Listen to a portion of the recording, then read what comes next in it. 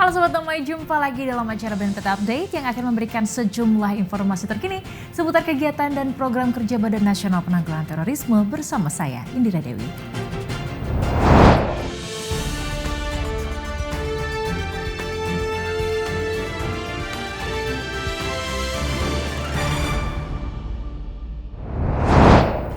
Kepala BNPT Komjen Pol Riko Amelza Dhanil terima kunjungan dari kelompok Cipayung Gabungan Organisasi Kepemudaan di Indonesia. Kunjungan ini bertujuan untuk bersama memajukan ketahanan bangsa dari ancaman radikalisme dan terorisme, terutama di lingkup generasi muda.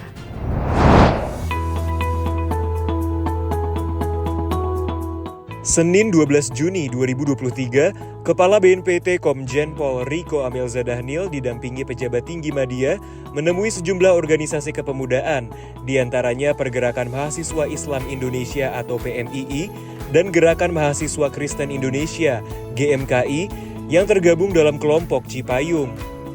Berlokasi di kantor BNPT Sentul, Jawa Barat, pertemuan bertujuan untuk membangun pendekatan dan kerjasama dengan kaum muda, mengingat paparan radikalisme yang kini telah menyebar di kalangan mahasiswa. Oleh karena itu, Kepala BNPT mengajak seluruh ketua organisasi kepemudaan yang hadir untuk dapat berperan aktif dalam membangun ketahanan negara dari segala ancaman dan potensi radikalisme. Saya mohon bantuan kepada para kelompok pemuda, kelompok Cipayung Plus ini, kelompok yang selama ini membantu negeri ini, menjaga merawat kebangsaan kita. Saya memanggil para pemuda kita untuk bersama-sama dengan BNPT untuk membangun ketahanan. Kenapa para pemuda ini saya panggil? Karena para pemuda ini yang di samping para pemuda sebagai pelopor ya, pemuda juga nanti akan menggantikan saya, yang menggantikan kami ini yang sudah senior, dan organisasi pemuda ini yang memiliki jaringan sampai di seluruh Indonesia sampai ke daerah-daerah. Kita susun programnya, kita buat rencana aksinya. Menanggapi dirinya, Ketua Umum PB Serikat Mahasiswa Muslimin Indonesia, Bintang Wahyu Saputra, menyoroti bahaya akan persebaran paham radikalisme di lingkup generasi muda, yakni melalui alam pikiran. Untuk itu, ia menyatakan kesiapannya untuk terus berkolaborasi dengan BNPT. Kami juga dalam hari ini mengapresiasi apa yang sudah dilakukan sama BNPT selama ini tentu.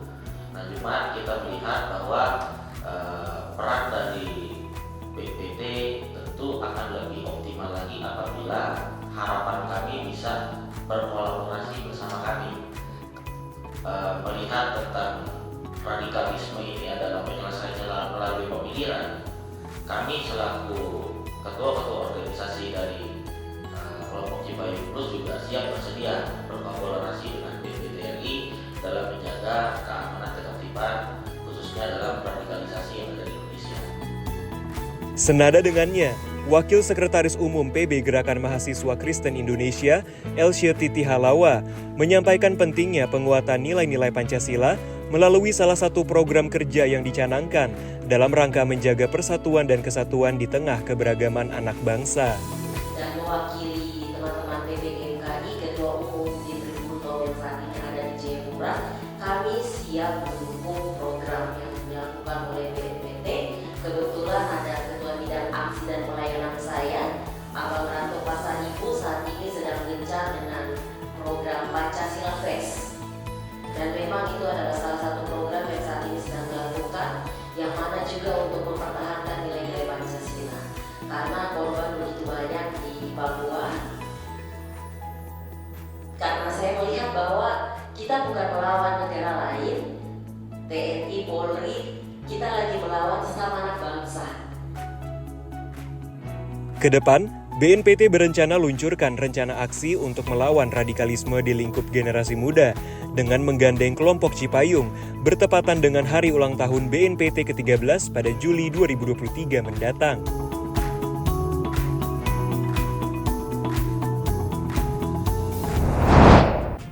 Terus tingkatkan sinergi antar kementerian lembaga, khususnya dalam upaya penguatan kelembagaan. Kepala BNPT lakukan audiensi dengan Menpan RB. Berikut berita selengkapnya.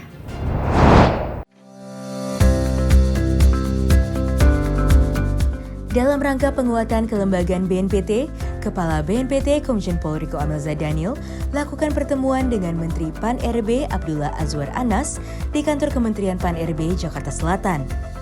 Didampingi oleh pejabat tinggi Pratama dan pejabat tinggi media BNPT, Kepala BNPT sampaikan bahwa kerjasama antara BNPT dan PAN-RB ini merupakan upaya penguatan kelembagaan BNPT guna menindak pidana terorisme sesuai dengan Undang-Undang Nomor 5 Tahun 2018.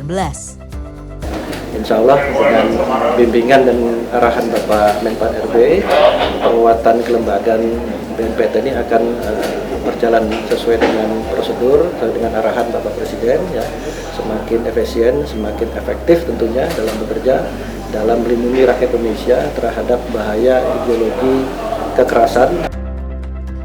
Menteri PAN-RB Abdullah Azwar Anas sampaikan penguatan tersebut dapat diiringi dengan digitalisasi agar dapat berjalan secara efektif. Jadi dalam penguatan ini kita berharap ada digitalisasi ya menjadi amanah dari Pak Presiden, sehingga penambahan penguatan kelembagaan nanti dengan digital tidak harus terlalu dibarengi dengan penambahan orang yang banyak karena sistem digitalnya nanti akan bisa berjalan. Pertemuan ini juga dilakukan guna meningkatkan reformasi birokrasi termasuk penguatan pusat pengendalian krisis dalam menanggulangi tindak pidana terorisme. Sekretaris Utama BNPT Bambang Surono menerima kunjungan kerja dari jajaran Majelis Permusyawaratan Pengasuh Pesantren Indonesia. Dalam pertemuan tersebut, kedua pihak membahas sejumlah rencana kerjasama dalam meningkatkan fungsi kesiapsiagaan nasional BNPT di lingkup pesantren.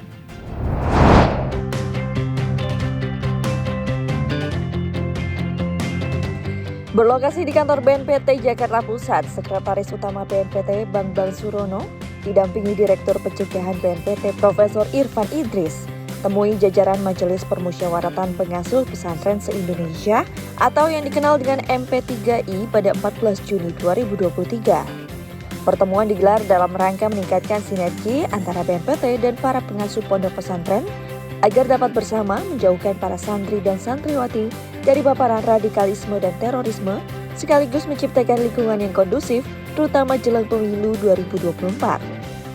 Untuk itu, Sekretaris Utama BNPT Bambang Surono sampaikan pentingnya melibatkan berbagai elemen masyarakat dengan menggandeng para ulama dan tokoh agama dalam melaksanakan kesiapsiagaan nasional. Bersikap ada tiga isinya, kesiapsiagaan nasional, kontraradikalisasi dan deradikalisasi. Nah, dari kesiapsiagaan ini kan melibatkan seluruh elemen masyarakat. Bagaimana kita bisa melaksanakan kesiapsiagaan kalau tidak ada pemangkunya?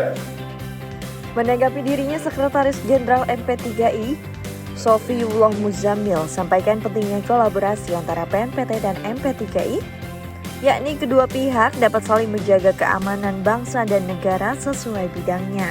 Kita butuh sinergitas dengan BNPT, dan sekarang justru menjadi sel-sel yang paling efektif pesantren-pesantren yang seperti itu atas nama pesantren, tapi menjadi perlindungan para nafidah itu. Nah, itu saya kira apa yang menjadi gagasan dan visi utama dari BNPT itu sangat nyambung. Bahasa pembina kami ya Habib Muhtahar itu ya antara BNPT, kepolisian atau dengan aparat itu dengan MP3I ibarat berjuang, satunya menjaga keamanan, yang MP3I menjaga keimanan. Jadi harus sambung gitu kan. Karena keimanan dan keamanan itu harus sambung. Kalau aman tanpa keimanan itu hanya tentatif sifatnya gitu. Makanya perlu ditanamkan keimanan. Dan itu tugas kami di pesantren. Pihak pesantren berharap kedua belah pihak dapat membentuk program yang dapat mendukung upaya pencegahan radikalisasi di lingkungan pesantren. Mudah-mudahan ke depan setelah pertemuan PASES dengan Menteri Keuangan ada sedikit yang mungkin bisa disinergikan dengan kita, entah program apa, sehingga kita bisa bergerak dakwah ini menjadi dakwah rahmatan lil alamin. Insyaallah kita di MP3 ini betul-betul merah putih betul. Pesantrennya pun kita teliti. MP3I sendiri adalah sebuah organisasi yang menaungi 28.000 pesantren se-Indonesia. Untuk itu, sinergi yang akan dilaksanakan ke depan merupakan implementasi dari nota kesepahaman yang telah ditandatangani oleh kedua pihak pada 24 Februari 2023 lalu. Berikutnya, Kepala BNPT sambangi kantor Kementerian Keuangan yang disambut langsung oleh Menteri Keuangan Sri Mulyani. Dalam kesempatan ini, Kepala BNPT sampaikan pentingnya kerjasama antara kedua belah pihak guna membentengi seluruh pegawai Kementerian Keuangan dari ancaman terpapar paham-paham kekerasan.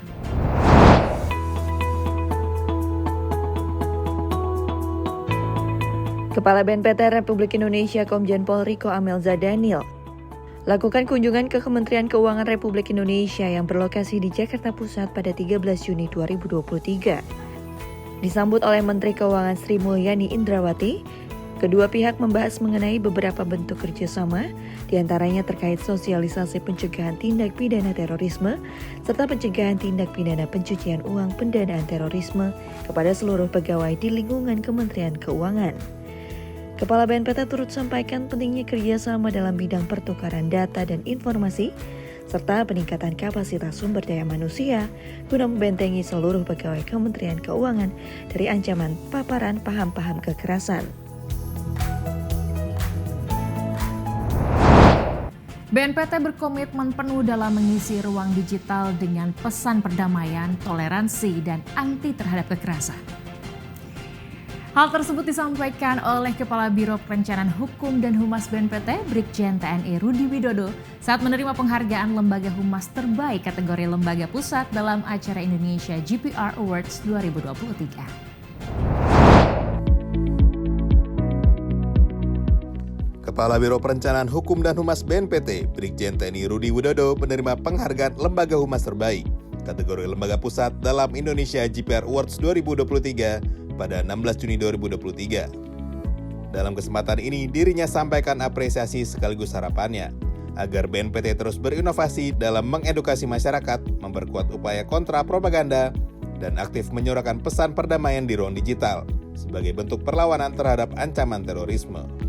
Apresiasi yang diberikan kepada BNPT malam ini merupakan tonggak awal, merupakan tantangan bagi kita dan teman-teman di kehumasan di BNPT untuk bisa lebih maju lagi, lebih baik lagi, dan bisa memberikan layanan yang optimal kepada masyarakat untuk melakukan daya tangkal, daya cegah, dan daya perlawanan terhadap berita-berita yang mengajak kepada kekerasan dan intoleransi.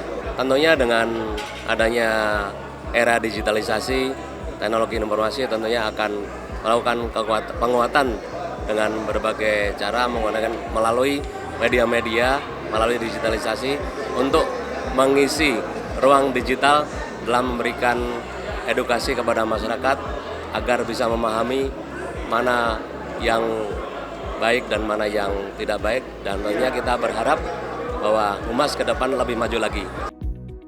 Sementara itu, perwakilan daerah Kota Makassar, Andi Muhammad Yasir, menyampaikan pentingnya kehadiran kompetisi IGA Awards 2023 demi meningkatkan kinerja dan capaian humas pemerintah di tingkat pusat dan daerah dalam memajukan nama baik bangsa.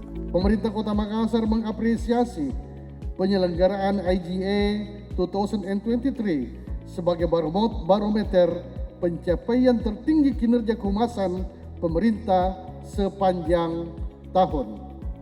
Kegiatan-kegiatan nasional seperti ini menjadi suatu kebanggaan tersendiri bagi kota kami. Kami berharap kehadiran kompetisi ini dapat mendorong tercapainya humas pemerintah yang strategis dan kontributif bagi reputasi Indonesia. Sebagai pemberi penghargaan, CEO Humas Indonesia Asmono Wikan mengajak masing-masing humas pemerintah termasuk BNPT agar terus mengembangkan diri sesuai dengan tujuan dari gelaran penganugerahan tersebut. Kami di Humas Indonesia, sebuah entitas media online yang khusus mengusung tema isu tentang kehumasan pemerintah, ingin mengajak teman-teman humas pemerintah menjadi lebih maju, lebih berkembang, dan lebih advance di dalam menjalankan tugas-tugas kehumasan. Diselenggarakan untuk pertama kalinya, acara IGA 2023 merupakan ajang kompetisi, apresiasi, dan berbagi pengalaman bagi praktisi kehumasan di seluruh Indonesia. Ya, informasi tadi sekaligus mengakhiri perjumpaan kita kali ini. Saksikan terus BNPT Update dengan mengunjungi website kami di www.tv.bnpt.co.id serta YouTube channel kami di BNPT TV, dan jangan lupa untuk download aplikasi BNPT TV Channel di Play Store Anda. Saya Indira Dewi mewakili kru yang bertugas pamit undur diri. Terima kasih, salam damai dan salam Indonesia Satria.